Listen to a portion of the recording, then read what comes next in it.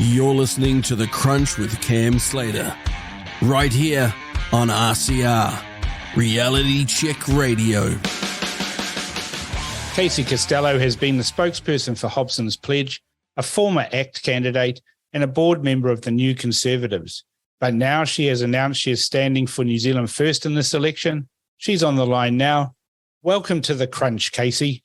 Thank you very much. You had a little chat with Rodney the other day, and I just wanted to explore a few other angles about why you've decided to become a candidate for New Zealand First, and to look at some of the media coverage of you joining New Zealand First for this election campaign. But before I want to start, I read an article that you wrote in 2017, which you titled, "Written by a New Zealander of Maori ancestry, a winner in life and in business, and a true believer in truth and justice, Casey Costello." And there's something I didn't know about you, despite being a subscriber and a follower of Hobson's Pledge for a number of years, that you are actually of Maori ancestry. Are you the right kind of Maori? I think if you ask Willie Jackson, I wouldn't be. I'd be classified as a useless Māori. But I think that's the part now. We've got down to the point it's not about your ancestry or your culture or your heritage or te reo, or it's whether you agree with the political construct. So it's the right political tribe, really, rather than any iwi or hapu that you belong to. Yeah. And I think that's evident by the fact that, Māori are a hapu iwi-centric people. That's how we identify, that's how we connect. Whānau, hapu, iwi is, and yet the current government is so determined to centralise and take away that identity. I don't know how they argue that they are representing Māori when everything they're doing is contrary to Māori culture. I've got a friend who's a councillor in a district council in the North Island, and he was talking to me about how co-governance with regards to 3 or 4 or 5 or 9 waters or whatever they're calling it now means for that council. He said there's something like 17 iwi and 57 hapu, and somehow they have to incorporate in this council all of those voices before they can even start to engage with everybody else. And he said it's just grinding the council processes to a halt. And he said when this water thing comes in, it's going to make it even worse. Are we heading down the wrong path here? Absolutely. In 100 miles an hour? At breakneck speed, and we've just forgotten about outcomes. We're not even considering what's the best outcome, what's going to make things more efficient. We're so focused on this idea of representation, and I think people aren't understanding that co-governance. It's kind of pictured as this kumbaya, holding hands, we're all going to sit around the table and agree with each other environment. But how is that fundamentally possible when half the people at the table have no democratic accountability to anybody? Māori these representatives aren't being elected by Māori, they're being appointed. And we're just going to end up with whoever's got the loudest voice sitting around the table. And those who have good things to say won't ever be heard because there's no democratic process for them to be heard. But worst of all, there's no framework under which they can be held accountable and kicked out if they fail to deliver. There's none. Well, we've seen this happen everywhere around the world that has engaged in ethno-separatism. And that's really the only word that we can really call it. We're separating society and preferring one race over another. And nowhere in the world has that ever ended well.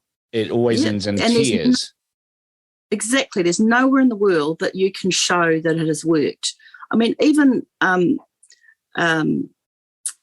Obama made a speech about the danger of tribalism as a form of government.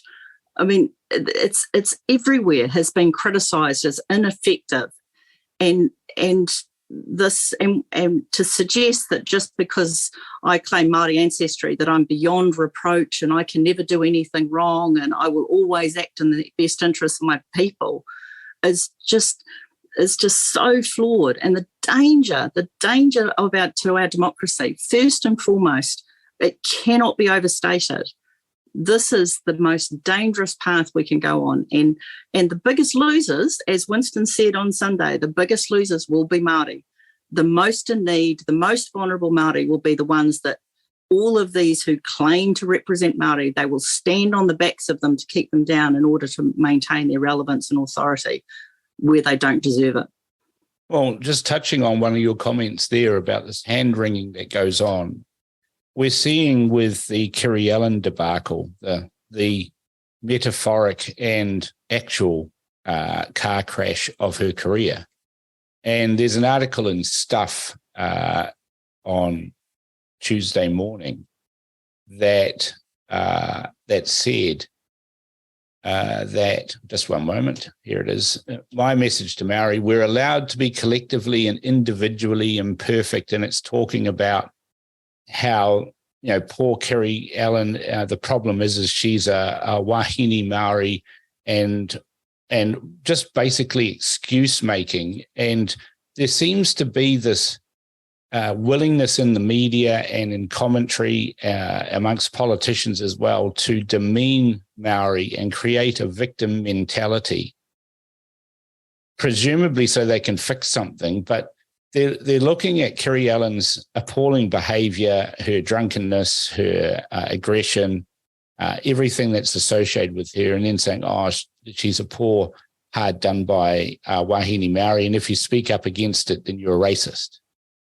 And they tried that argument with the Minister of Local Government, Nanaia Mahuta, when she was being attacked for appalling policy, appalling legislation.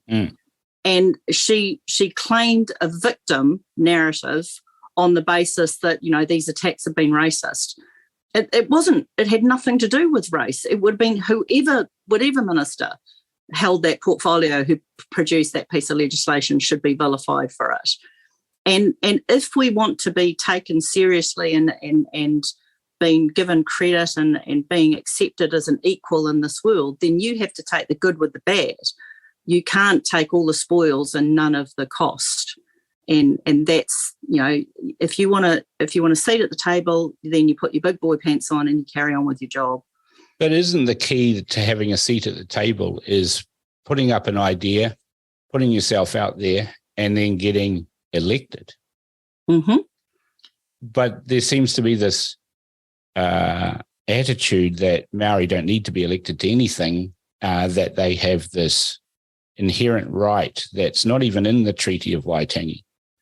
And at the same time, we've got the rest of society demeaning Maori and disabling them by using demeaning tones and saying, well, they're vulnerable, they're this, they're that, and everything else. When in reality, in New Zealand, we have an equality, supposedly an equality of opportunity, but not necessarily an equality of outcome, which you can never have anyway. And that's exactly right. That this argument that I've had since I first started challenging this issue was the narrative is that being Māori says you're predisposed to failure. I mean, what an appalling message to send to our young people, that we expect less of you, that we know that you're going to achieve less, so we're going to lower the standards and change the expectations. One of the most appalling narratives I listened to was when they were debating in the House the Canterbury Regional Council Ngāi Tahu Representation Bill, which was our first step to destroying our democracy, unelected representation forever on the Canterbury Regional Council. And I listened to the debate on the third reading, and it was Māori MP after Māori MP after Māori MP campaigning for and supporting the legislation on the narrative that democracy had failed Māori. Here were successful individual Māori MPs in Parliament. Where 26% of the MPs are Māori currently, and they're claiming that democracy has failed Māori. My argument is that Māori have failed Māori. The democratically elected MPs have failed Māori by contributing to this narrative, and they have the luxury of blaming everyone else for their failures by saying it's the system, it's this. So they don't have to actually produce any positive outcomes, because no matter how badly they do, they can continue to blame a system. Is this what's driving you to join New Zealand First and stand for Parliament so that you can actually challenge that narrative directly to those disabling Maori elite that are currently in the House? Absolutely. I mean, I've spent so many years when I was in the Police Association and through Hobson's Pledge and all of these organisations where I've tried to affect change by lobbying for logic and reason. And I've just reached the point where, you know, you've got to put your money where your mouth is and stand for it. And one of the things I've admired the most about Winston is that he has never once played this card of I'm Māori, therefore I speak for all Māori. He has always said he speaks for New Zealanders and demands better outcomes for New Zealanders. And that's what we need more than anything else. And, 30 years in politics, that you've got to give him some credit when all of these, run out of fuel in the tank stuff that's going on. 30 years and he's still up for the fight. And it's more than 30 years. I can remember him standing in my parents' lounge when I was just a nipper, and I'm 54 now. So it's more like 40 years or more. Yeah. And that's the point. I suppose it's 30 years of New Zealand First. And unwaveringly, that's what he stood for. And the conference on the weekend, one of the things that connected with me the most was the number of Māori who I felt like I'd come home, the number of Māori who were sitting there agreeing and going, yeah, this is not fair, this is not right, they don't speak for me, this isn't right, I'm not a victim, all of those sort of things that I've been saying. And to me it just energised me that this is where I belong. You've belonged to and held senior positions in other political parties, haven't you? So I did some work with New Conservative as a sort of a backroom sort of admin person, and I once did stand for ACT in 2011 because my brother, who was very political at the time, told me I had to put my name down on a list. So I was the candidate for Mangere. I think I got about 80 votes, but I don't think I actually drove into Mangere during that campaign. But is it fair to say that you were politically homeless until recently? Very much so. And I'd never sought being a candidate. I'd never considered being a candidate. And the more, it was actually a press release that Winston put out earlier in the year when he sort of said Winston's back, and that was to me that, yeah, I've got to listen to this, and I have listened, and I've read and I've watched. There was one instance, and this is going back when National was in power, and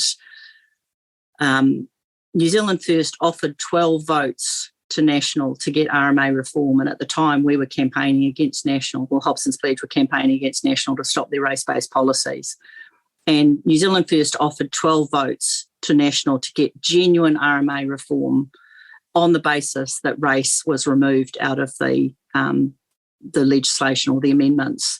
And National turned it down and gave New Zealand iwi participation agreements. And anybody who's done any work with resource management knows what a quagmire of chaos that was. And National and New Zealand First showed that they were prepared for good outcomes to do whatever it needed, partner with whoever to get proper solutions. And to me, that was a real credit. And, I think they've tested that they have really honest credentials on these issues.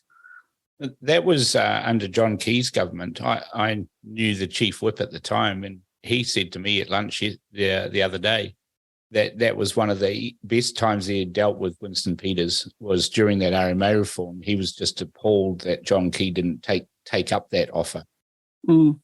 And then if you look at John Key signing away the UNDRIP report and bringing that into society, that is the opening of the door that has led to this co-governance and the heroic rewriting of the treaty and assumptions that Queen Victoria, Empress of India, the ruler of the largest empire in the world, somehow signed a co-governance agreement with a whole bunch of disparate tribes that hated each other and were warring with each other, that didn't even have the wheel or ability to boil water or things like that on an equal footing with someone so powerful as that. It's farcical to even, when you say it out loud like that, but break it down into the most basic elements.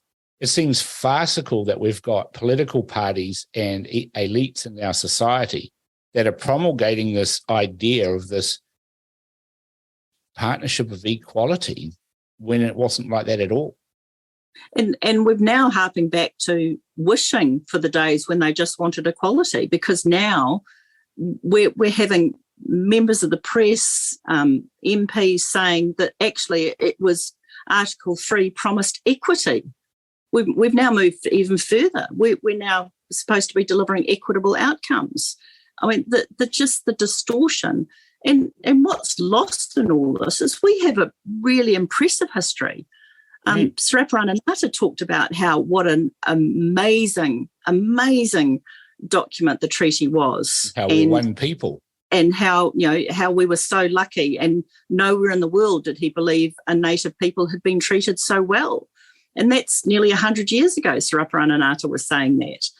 And now we're looking back on our history like it's something to be ashamed of and it's something hideous. Of course, not everything went perfectly, but it was something that helped us form a nation. And that nation's been formed as a result of that treaty. And going back to who said what and when and what was intended and what was meant is irrelevant to who we are as a nation now. And trying to wind back the clock, all we're doing is just losing everybody's opportunity to succeed because we're just turning ourselves in knots. Well, News Hub described you as the spokesperson for a fringe organised or lobby group, a fringe lobby group. Hobson's Pledge was a fringe lobby group. And the things that we've been talking about now go right back to the foundation of New Zealand as a country. How many people are members of or subscribe to Hobson's Pledge in terms of, just to give it a size? So the list currently is about 160,000 on our supporter list. So well, that's enough to elect a political party to Parliament. Yep. That's enough votes to get you over 5%. It's hardly fringe. Exactly. That's what I would have thought. But I'll tell you a background story. When we first formed Hobson's Pledge and we sent out and this is back in 2016, we sent out a press release, and Don Brash and I were the spokespeople, but the first press release we sent out to all the media outlets was only had my contact details, only had my phone number, my name. Don wasn't mentioned in it at all. Yeah.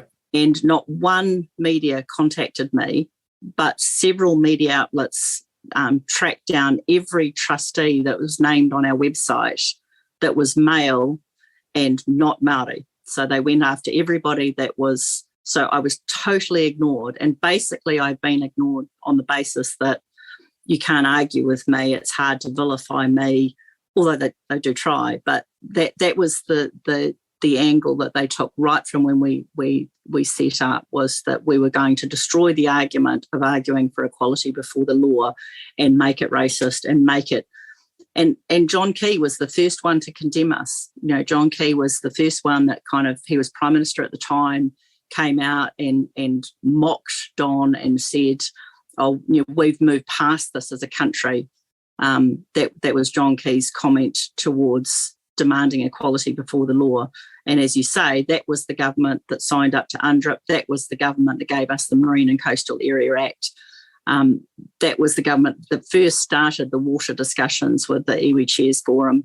This is the stuff that, and now every single centimetre of our coastline is under some sort of claim under the Marine and Coastal Area Act. So, yeah. And now we've got three waters. And what a lot of people don't understand too is that the three waters idea didn't come out in out of thin air. That was being investigated and driven by the National Party before they lost power. And exactly. I know that's the case because I know the helicopter pilot that was flying John Key and Jerry Brownlee and a number of other people around surveying the North Island rivers, etc. And he said to me, "You cannot believe what was said in that over the headsets on that flight." And you can blame the Labor Party for really pushing ahead with the three waters and the co-governance and all of those ideas, but it was birthed inside the National Party. And if people are going to vote National to get rid of Labor, then all they're doing is turning a coin over, and National's the heads and Labor's the tails on that same coin.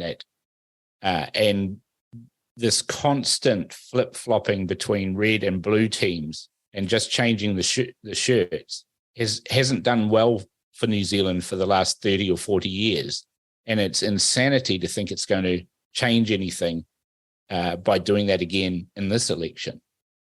And is that your gut feel as well, that you can't contemplate being a member of the Labor Party or the National Party because of that? And so you're looking for someone who's actually saying, I want to put New Zealand first and foremost before any other country or any other ideas.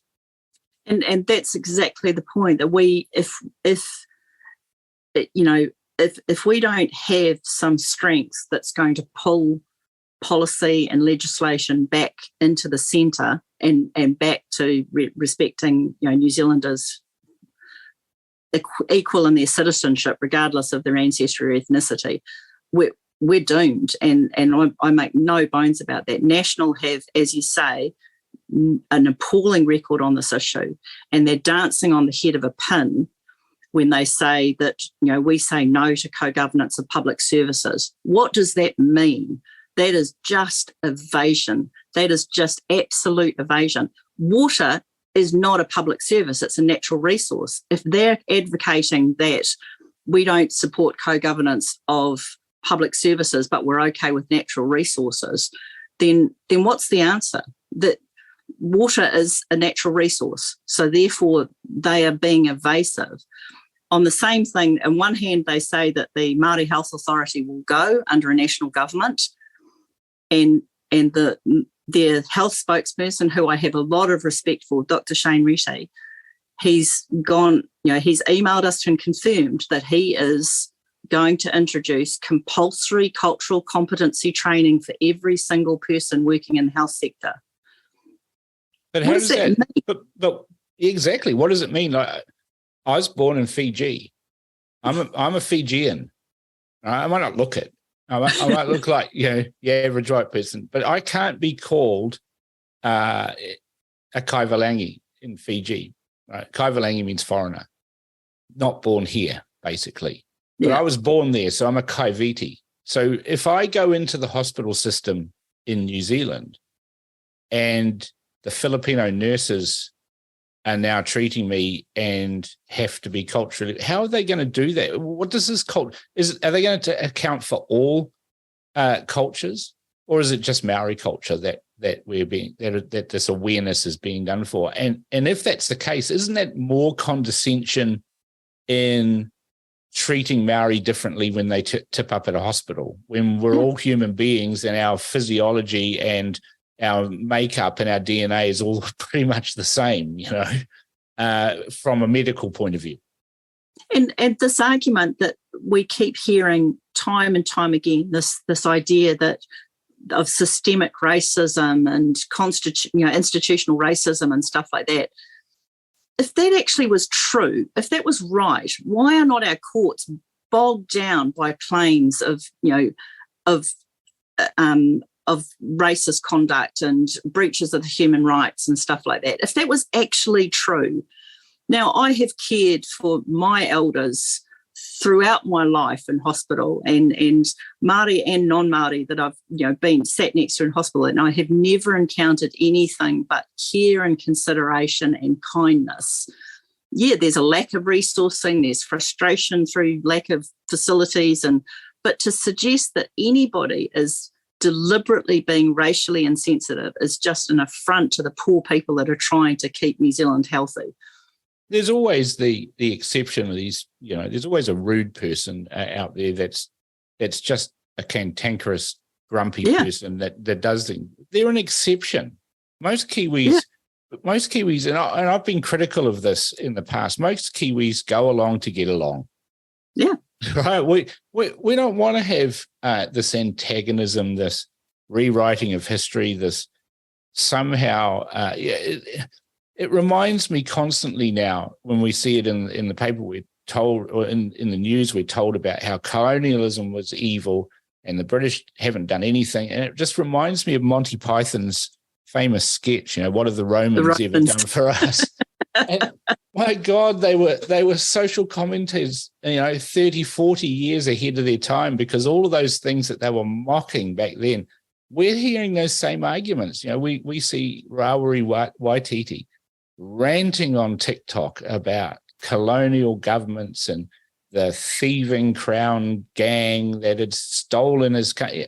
This, we see it on Facebook. We see it everywhere. There's this undercurrent of nasty racism that's actually coming from a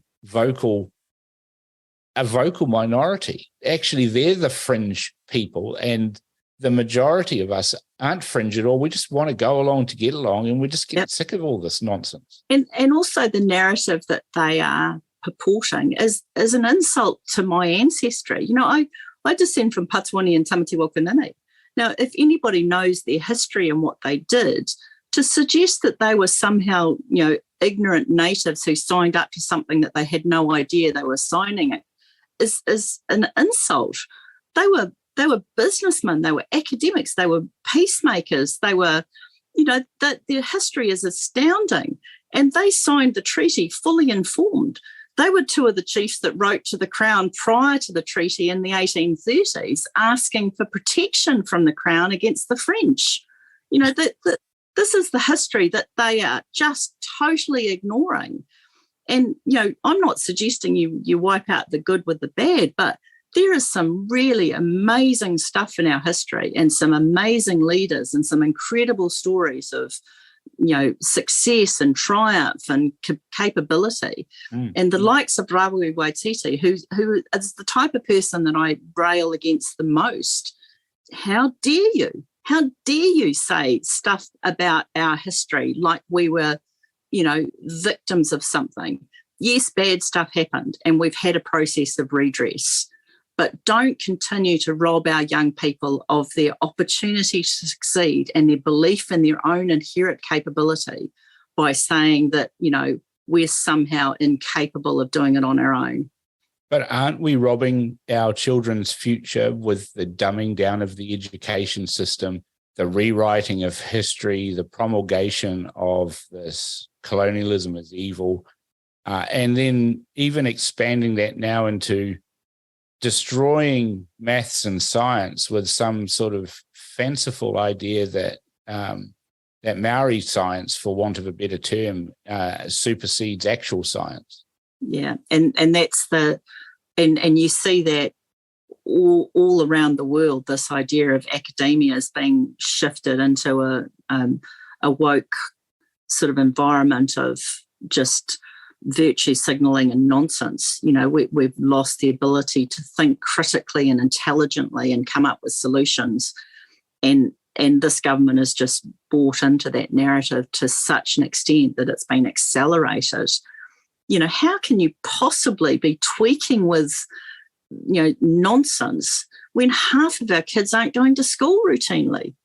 I mean, it's just more than bizarre. More than half aren't going to school, When you've got an education minister who triumphs, announces that it's amazing, it's wonderful. We had 62% of our children attend school last term. Yeah.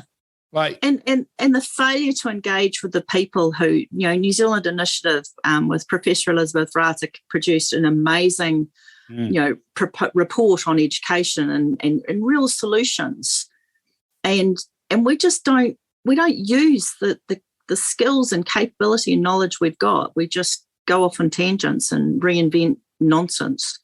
I remember Elizabeth Rata well. She was brought on to a show on Maori TV to attack me, and the two of us ended up agreeing pretty much in the thing, and much to the astonishment of Willie Jackson, who was sitting there trying to moderate it all, and that's the point, that I think the biggest difficulty we have is if we can't sit in a room and talk logically and sensibly about what the issues are, what is our common ground, what are we hoping to achieve, and there isn't a single person or politician, whatever your political views, that doesn't want better outcomes.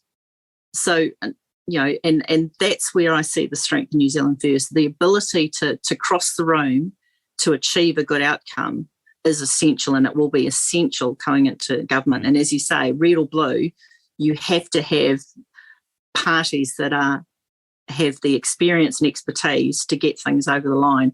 And I use this quote a bit with Thomas Sowell talks about politics. There's no solutions, there's only trade-offs. And you have to be good at it. You have to know how to trade off in order to keep moving forward. And that's the skill that I think that we need now more than ever. That's the thing that I've been trying to achieve over the last few years, particularly since I had my stroke and the recovery of that. But I was deeply enmeshed and embedded in polarization and party polarization. Everyone's still today, I get trolls attacking me on Twitter and Facebook and saying, "Oh, you're just a National Party spokesperson." And I learned a lesson from all of that, and I've slowed myself down, but I've learned a lesson that if we foster polarization and segregation and division, then why would we be surprised when polarization and segregation and division occurs within society? And somehow, I don't know if there's anybody you can blame on this, but I can put. It used to be a right-left argument. It used to be a Tories versus progressives argument. It used to be, Helen Clark was huge on that. She was very polarizing. I admire her immensely for her skills, her management skills, her political skills. But I don't admire the division that she sowed into society back then, And the National Party was just as bad. We had Jim Bolger and people like that, doing that, and Jenny Shipley to a certain extent. But I've found that talking to people of all political persuasions, and I'm willing to talk to all people, across the platform. I'll talk to anybody. Yeah. And moving into media, out of politics and into media now, I'm trying to do that. But these people have written this history about me, for example, that says that I'm this awful person that you can't talk to, and therefore foster that division and that polarization. And that's how I've actually come to spend a fair bit of time talking off the record with people like Shane Jones and Winston Peters and some Labour politicians, actually, and a couple of Greens, because they respect the ideas that people have. They might not agree with them, but they might see a way that those ideas could be molded, perhaps, or even. Yep, exactly. I think Winston said to me one day over a whiskey and a cigar, "Cam, you can't change an immovable object, right? It's easier to get the ball rolling and then change the direction of something getting rolling." And that was a really wise thing, and I picked up on that And it frustrates the hell out of me that we've just lost the ability in New Zealand to, and you were talking about that, have these discussions without getting upset about things and work out where is the common ground. And I've had the same thing with Chris Trotter. You know, he and I agree on more things than we disagree on. Yeah. Right? Yeah. Definite shifting there, yeah. Right? So if Chris Trotter and I agree on more things than we disagree on, and you and I agree on more things than we disagree on, shouldn't we focus on what we agree on, not what we disagree on? Yep. And that's exactly the point. We have lost the ability to find the common ground, but we've also lost the ability to argue and debate. I mean, I grew up in a household, Dad was a journalist. We argued. Dad would argue one side of the story one day and the next side of the story the next day, just in order to have an argument. Loved an argument. But nobody ever went away. You know, I didn't, find him an abominable person because he disagreed with me or he was arguing against me or anything like that. You have the ability to really, and I remember having a debate on an issue once, and it was with my brother, and he finally said, well, I'm glad I had that discussion because now I know I'm not a bigot because I did change my mind. And that's that, we have to learn and we have to come from different scenarios. And I find it really difficult. Like I've had lots of instances, Māori TV programs quite often would invite me on because they needed someone to be the whipping post, someone to be the yin to the yang sort of thing. And I'd sit in the green room listening to these representatives of Māori, highly successful individuals, talking about how well they were doing. They sold their house and moved to the grammar zone so their kids could go to grammar schools in Auckland and, their property on White, just all of this stuff. But in front of the camera, they would look into the lens and say, it's so hard for Māori. And I thought, why aren't you telling your story? Why aren't you telling young Māori that you can do this too? This is what we've done. Don't look in the camera and tell them that you're predetermined for failure. Tell them that you have the opportunity to succeed. And that's the stuff that got me angry was this, how dare you rob them of their potential by pushing that narrative in order to make yourselves relevant and successful. Well, it's a narrative that I call it disabling. And, people make assumptions. They look at me and they say, oh, well, you're a European.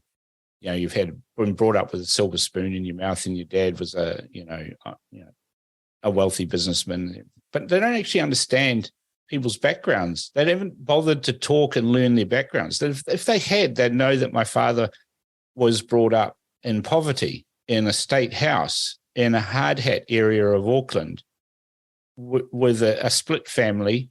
His father had walked out on them, emptied the house completely. He used to work at the butcher shop for meat rather than wages so that the family had meat.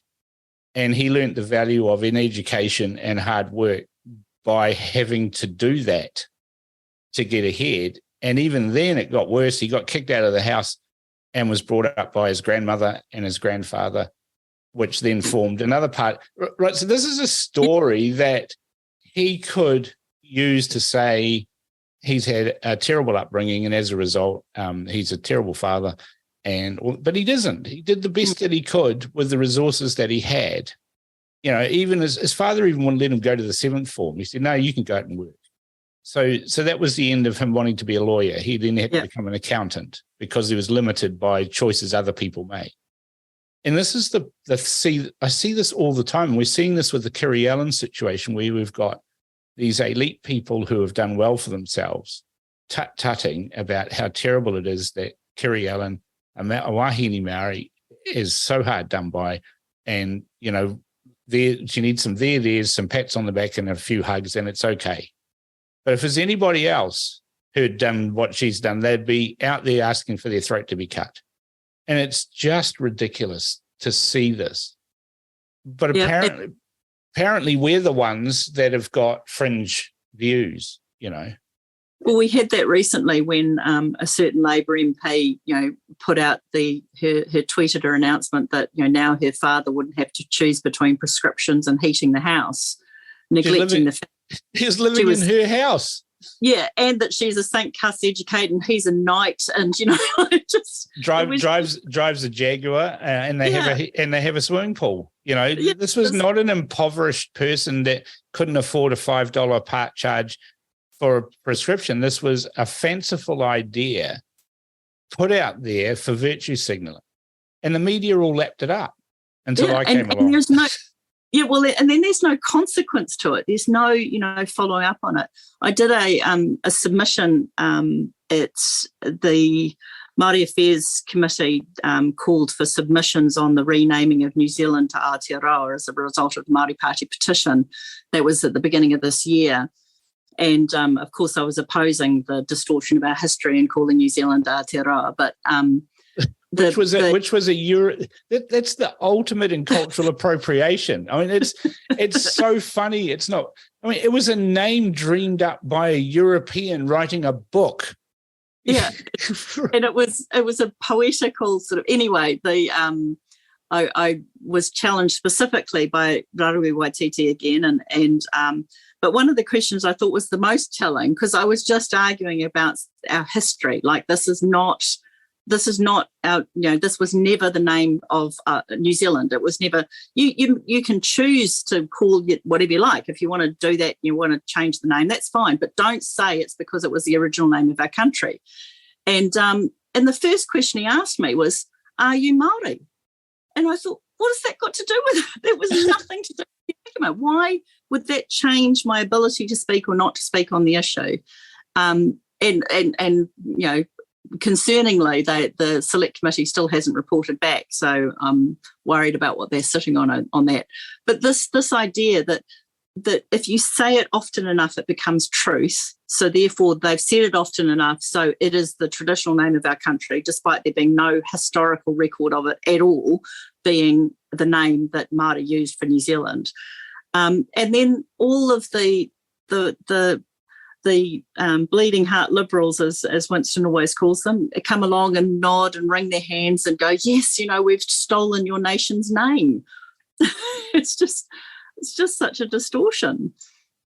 But that's the distortion that led us to UNDRIP, because I know that John Key signed up to UNDRIP because he had this belief that there were no Indigenous people of New Zealand, because Maori's own oral history says that they were the first colonizers. And I like to say that to Waititi.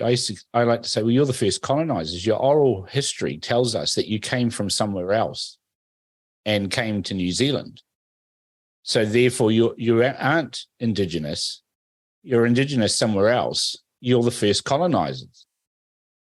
And that's an inconvenient truth that they don't want to acknowledge, because if they do acknowledge that, even though they still keep telling us about how fantastic Maori were as navigators, that they sailed here and they arrived here in great canoes, and it's a wonderful story. It's not unlike the story of the Viking explorers going to Iceland and then to Greenland and then to North America, right?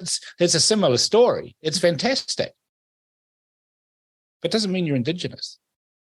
And it's also become a distraction, because what does it matter? The fact is we have formed a nation, and we formed a pretty incredible nation. And we're all from somewhere else. Yeah, and that's the Martin Luther King saying, we may have come here all in different ships, but we're in the same boat now. We have to, and that's what I always go back to Saraparanganata, we have to look forward so that we can walk shoulder to shoulder together to a better future. And we're not doing that. We're so busy checking behind us and looking backwards as if there was something better back there that we don't have now.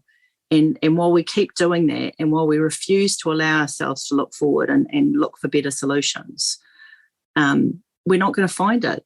And it was really interesting at the conference.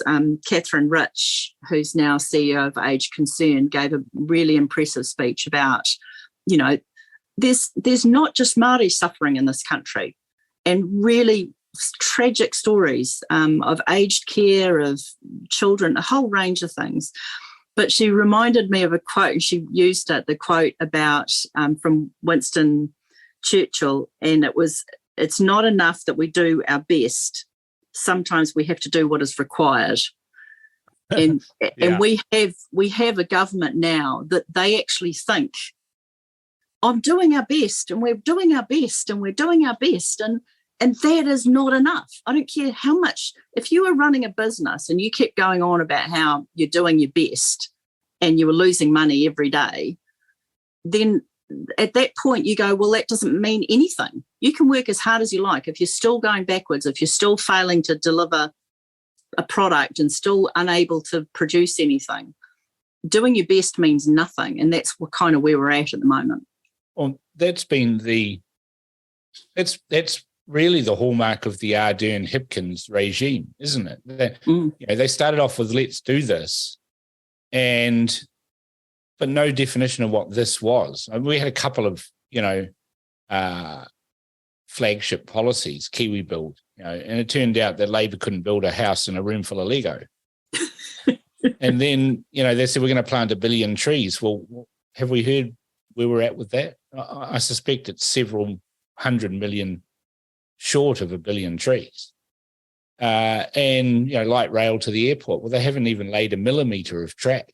They've had a couple of goes and several $100 million of planning, but not even laid them. Then we had we'll build a bridge across the harbour. Well, where's that? So all of these flagship policies that we all signed up for let's do this, turned into not yet, or change the name, or let's just not talk about that. And then we had a year of delivery that delivered nothing. Then we had the year of the vaccine, which is, caused all sorts of divisions in society as well as a result of that. And then when it all got too hard, her dibs sloughed off to greener pastures, leaving a complete disaster for Chris Hipkins. And we're seeing that unfold now with the train wreck or car crash of Kiri Allen's career and Stuart Nash and all the rest of the mess that was left really behind by Ardern. And these people are begging for another go.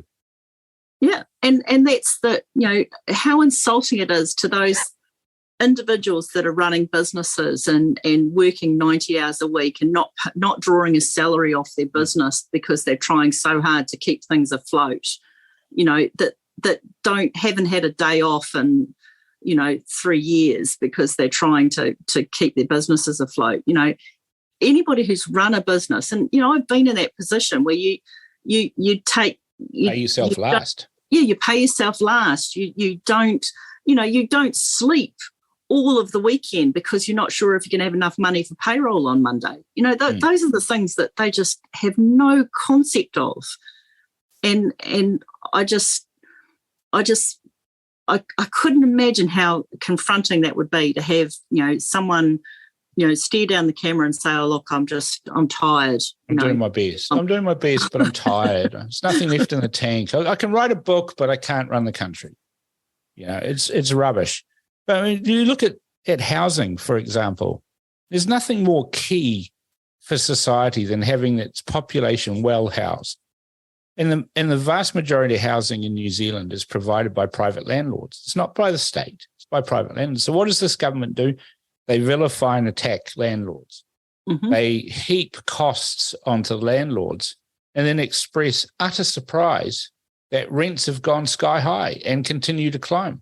I mean, if you go and load up costs onto landlords, and whether it's tax impositions by saying, well, you can't depreciate this anymore, or you can't have tax deductibility. Well, if they can't do that, and it doesn't make business sense to do that, the only place that the landlord has got to make it work for them financially is to increase rents. Mm. If you say, right, we're going to pass a healthy homes, it's an admirable policy. It really is. Insulation, it's all good. But if you don't marry that up with education, that you still need to open your windows, you still need to do these things, and at the same time, you've got a cost of living crisis, which is putting power prices up. You've got all of these, tens of thousands of dollars for landlords to put all the heating in. They're going to recover that from the only place they can, which is the tenants. Yeah. And then that exacerbates the cost of living. And these lunatics that are in charge, Grant Robertson, I don't think he would know the left from the right of a profit and loss statement. They're sitting there absolutely baffled that these things have happened.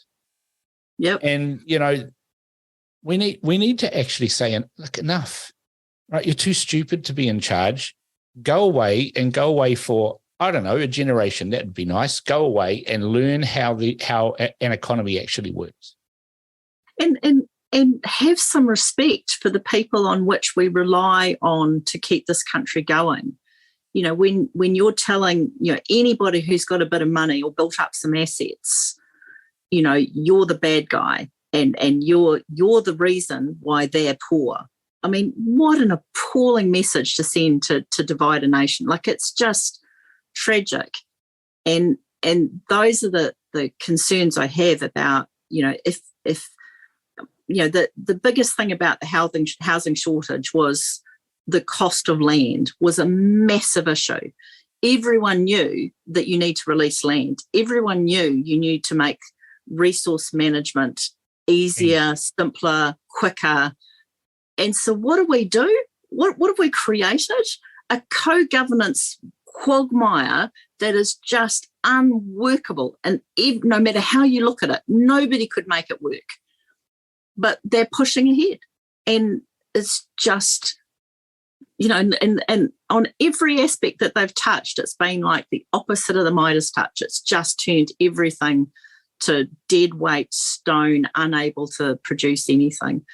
And I just, it's hard not to go. I mean, I can't claim to be an expert and I can't claim to be knowledgeable, but the one thing that, we need is practical people that are prepared to dig around and find the answers and not accept because some bureaucrat came in and told me this is the situation. If you don't have the capability and nous to get to the truth and find out what the heck's going on and find the answers and talk to the right people, we're never going to fix anything. Yeah. And I remember in the police association, we always used to joke about the fact that the first term police minister was great because they wanted to do stuff because they could blame everything wrong on the second, the previous government. Yeah. The second term minister wanted plausible deniability, so didn't really want to know anything, just, but don't get me in trouble. And the third term was just tell me nothing, like just I don't want to know anything. Don't, The Sergeant Schultz minister. Yeah, exactly. I know nothing. Yep. Yeah. And I think, the Labor has accelerated. They're taking the third term approach in the second term, and they're just distancing themselves from everything. I think they're just inept. And we've got an ineptocracy of stupid people doing stupid things. And we need to say enough. And, we need to actually literally change. When I say change the government, I don't mean just swap teams. Yeah. I mean, we need to have people that are saying, no, that's a dumb idea. No. Everyone mocks Winston for being a handbrake, but every car has one. No, every car has a handbrake. Why is that? That's the testament too, is that when you bring more and more bureaucrats into a struggling business, if you're running a business and it's not going well, you streamline. You get rid of all of the surplus, the marketing people and the HR consultants and get rid of HR. Yeah, and you streamline. You work out. The receptionist gets sacked. You work through so that you can see every aspect of your business. Yeah, and know exactly what is going on. And you don't trust that somebody told me they did something. You actually make sure they did it. Yeah, and that's and I can't see there's any difference whether you're running a country, a household, or a business. You have to know, you have to directly know and be brave enough to ask the right questions. And that's what I think. Winston has the credentials where he has always challenged the topics and sought the right answers and taken cost to do it. And I think that's what desperately what we need. Well, I've talked to you for about an hour now, And the key theme that I'm picking up through all of this for you is that you want to bring accountability back to government. Yeah, I really do. And that's the one thing, when you leave the police, you don't think you know anything. You just, I've got no university qualifications. I was a South Auckland cop. I became a detective. I became a detective sergeant. And what I found after going into the private sector and working was that one skill you have is that you have the ability to find answers, to challenge people, get the truth out of people, and to understand people and know where they're coming from. And I think desperately we need to cut through a whole lot of the smoke screens and mirrors, and I don't think anybody does it better than New Zealand First, really. Well, I look forward to seeing you on the front bench of New Zealand First and holding everybody's feet to the fire when you're in there. Thanks very much, Cameron. I really appreciate it.